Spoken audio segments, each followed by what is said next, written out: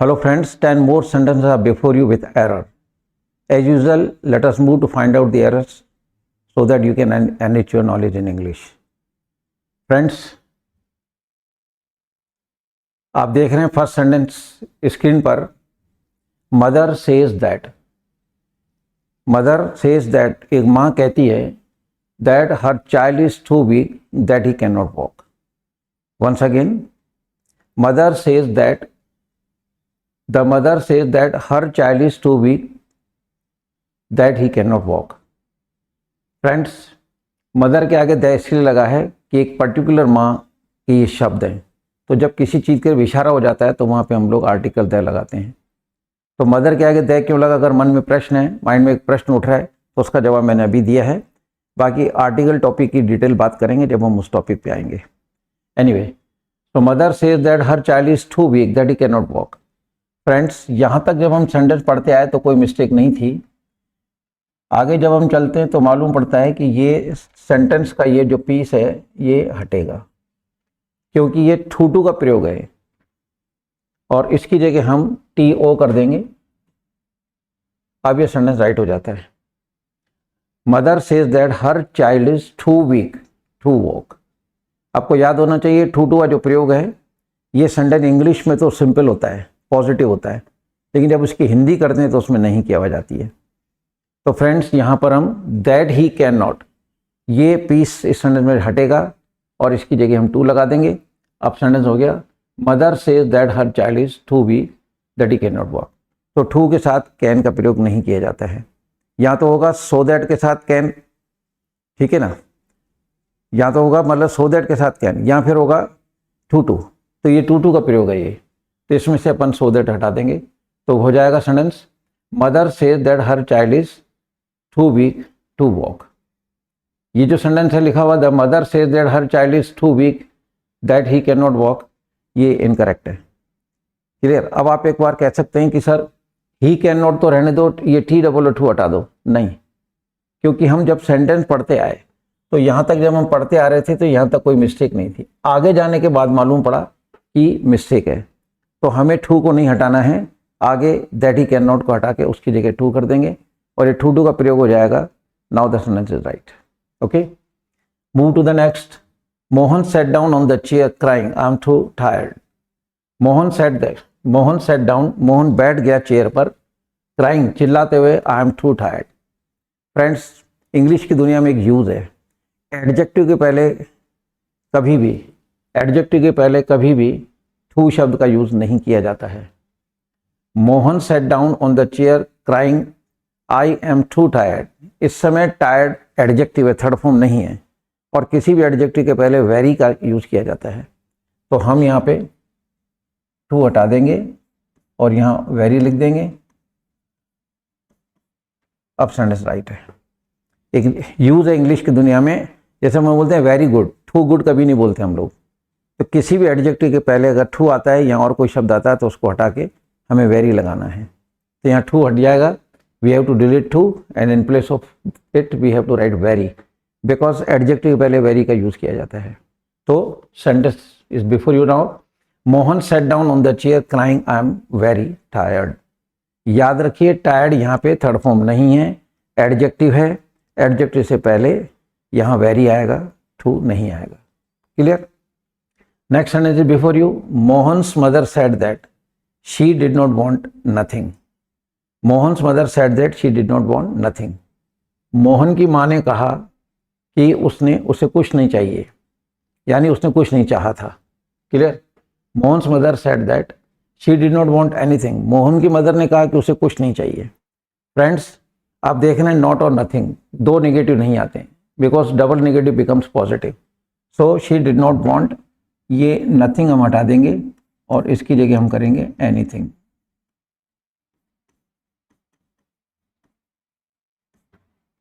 Anything कर देंगे, बात खत्म है. क्लियर? बिकॉज डबल नेगेटिव्स नहीं आता है. तो हम यहाँ तक पढ़ते चले आए तो यहाँ तक कोई मिस्टेक नहीं थी. जब हम आगे गए तो मालूम पड़ा कि यहाँ नथिंग आ रहा है, तो हम इस नथिंग को डिलीट करके यहाँ एनीथिंग लगा देंगे, बिकॉज दो नेगेटिव एक साथ नहीं आते हैं. क्लियर?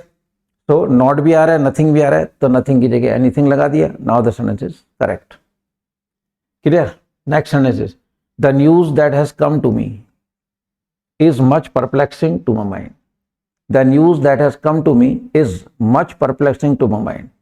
कहता है ये जो समाचार मेरे पास आया है, कोई जो न्यूज मेरे पास आई है, ठीक है, the news that have come to me, Hindi बोल रहे हैं हम, the news that has come to me, कि समाचार जो मेरे पास आया है is much perplexing to my mind, इस समाचार ने मुझे बहुत ज़्यादा व्याकुल कर दिया है। इस सेंटेंस की हिंदी ये है।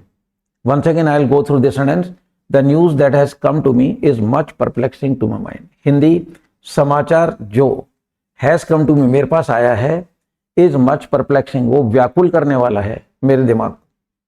फ्रेंड्स, परप्लेक्सिंग यहाँ एडजेक्टिव है। जब ये ऐसा मैंने भी आपको बताया, ये इस समय एडजेक्टिव है, ठीक है, तो यहाँ पर ये भी एडजेक्टिव है, थर्ड फॉर्म नहीं है, तो आप उसी एडजेक्टिव के आगे इसको हटा देंगे। और जैसा भी मैंने बताया कि किसी भी एडजेक्टिव के पहले वेरी का यूज़ किया जाता है, ना कि मच का। तो यहाँ भी हम परप्लेक्सिंग के पहले मच डिलीट करेंगे, उसकी जगह हम वेरी लगा देंगे, बिकॉज परप्लेक्सिंग जो है यहाँ पे एडजेक्टिव है और उसके पहले वेरी का इस्तेमाल किया जाएगा। Clear? Move to the next. The weather was fine. कहता है मौसम बहुत सुहावना था। कोई यात्री है, the traveller continued his journey for 2 days more. The weather was fine, ठीक है, the traveller continued his journey for 2 days more. Hindi, the weather was fine, ठीक है, मौसम सुहावना था, the traveller continued his journey for 2 days more. तो कोई यात्री है, उसने अपनी यात्रा 2 दिन और जारी रखी, ये इसकी हिंदी है। फ्रेंड्स, आपने इंग्लिश की दुनिया में वैसे बहुत कम लोगों ने सुना होगा, एक चीज़ होती है एब्सोल्यूट फ्रेज। एब्सोल्यूट फ्रेज में क्या होता है, फ्रेज प्लस सब्जेक्ट होता है उसमें। तो ये जो सेंटेंस है, इसमें वॉज को हम डिलीट करेंगे और यहाँ हम लगा देंगे बीइंग। यहाँ बीइंग लगने से ये सेंटेंस एब्सोल्यूट फ्रेज का बन जाता है। तो जब सब्जेक्ट के बाद बीइंग आता है तो ये कहलाता है एब्सोल्यूट फ्रेज। ये इंग्लिश की दुनिया में एक यूज़ है और ये अक्सर मतलब इस तरह के सेंटेंस कॉम्पिटिटिव एग्जाम में आते हैं। तो इस सेंटेंस के अंदर वेदर बीइंग फाइन, अब यहाँ पे हिंदी बन रही है कि अच्छा मौसम होने के कारण, अच्छा मौसम होने के कारण यात्री ने अपनी यात्रा 2 दिन और जारी रखी। क्लियर? तो ये एब्सोल्यूट फ्रेज आपने नहीं सुना हो तो सुन लीजिए।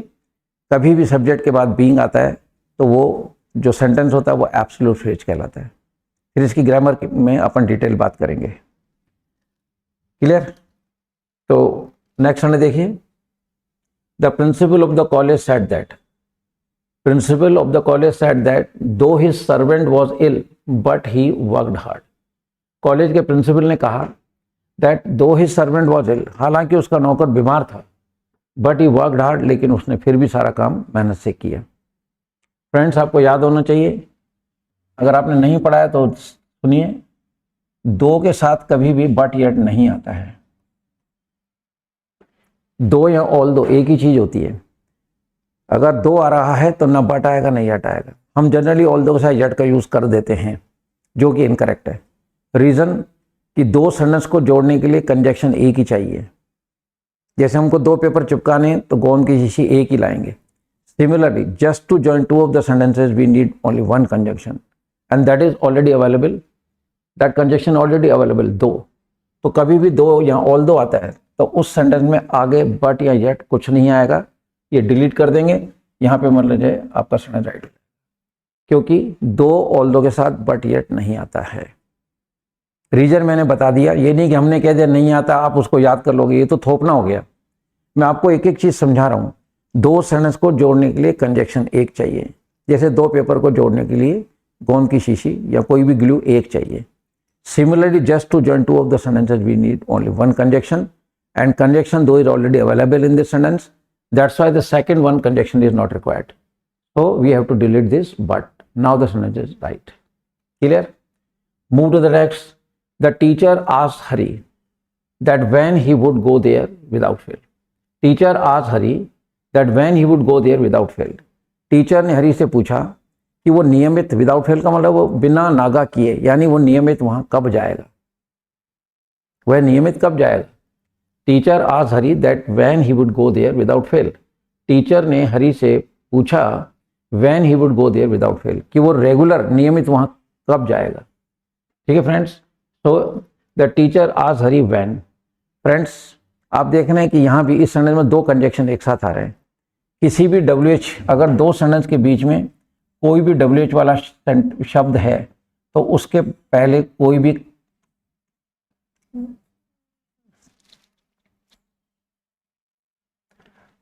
सुनो, WH के पहले अगर दैट आता है और एरर वर्डिंग में ये सेंटेंस अक्सर पूछा जाता है, तो कभी भी किसी भी WH वाले शब्द के पहले अगर दैट आ रहा है तो उसे हटा दीजिए, क्योंकि दो कंजक्शन एक साथ नहीं लगेंगे।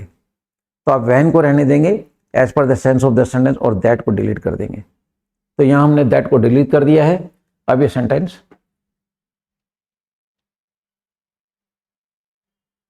अब ये सेंटेंस राइट है। सो हम लोग बोले दैट को डिलीट कर देंगे, क्योंकि दो कंजक्शन एक साथ नहीं जोड़े जाते हैं। तो किसी भी WH के साथ जरूरी नहीं कि वैन ही आवे, what, why, which, when, where, किसी भी WH के पहले अगर दैट आता है तो आप उसको हटा दीजिए, क्योंकि दो सेंटेंस को जोड़ने के लिए वही बात है, वी नीड वन कंजक्शन, और उसमें वैन ऑलरेडी आ रहा है तो दैट की आवश्यकता नहीं है। तो delete that and get the sentence corrected. फिर नेक्स्ट आता है, I had scarcely recovered from the fever, then I caught severe cold and was confined to bed. I had scarcely recovered from illness, कहता है मैं मुश्किल से ही अभी बुखार से उठाई था, बुखार ठीक हुआ ही था। आई had scarcely recovered from fever, कहता है मैं बुखार से ठीक हुआ ही था, मेरा बुखार उतरा ही था। Then I caught severe cold, मेरे को भयंकर जुकाम हो गया। And was confined to bed, और मैं बिस्तर में पड़ गया। कन्फाइंड बोला कैद करना, यानी बिस्तर में मुझे कैद कर ले, यानी मैं बिस्तर में पड़ गया। क्लियर।